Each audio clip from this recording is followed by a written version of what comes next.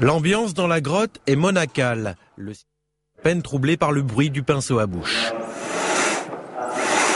Avec une précision quasi chirurgicale, les plasticiens redonnent vie aux taureaux, chevaux et autres cerfs.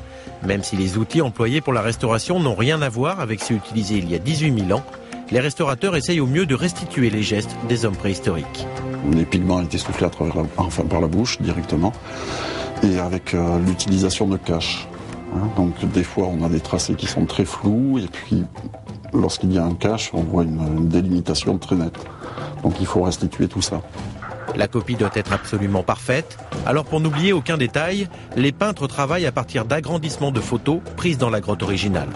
Ça nous permet de travailler toutes les petites zones. Là, on voit apparaître vraiment le micro-détail. Ce micro-détail, donc après avoir mis la trame à place, touche par touche, on arrivera de plus en plus à foncer les zones.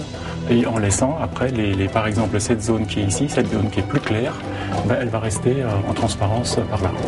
Et c'est justement la principale difficulté, restaurer tout en respectant les défauts liés au temps. Même l'usure de la pierre est reproduite. Pour ce cheval, par exemple, il a fallu une centaine d'heures de travail. Le chantier devrait durer 4 ans. Il s'effectue pendant la période de fermeture annuelle.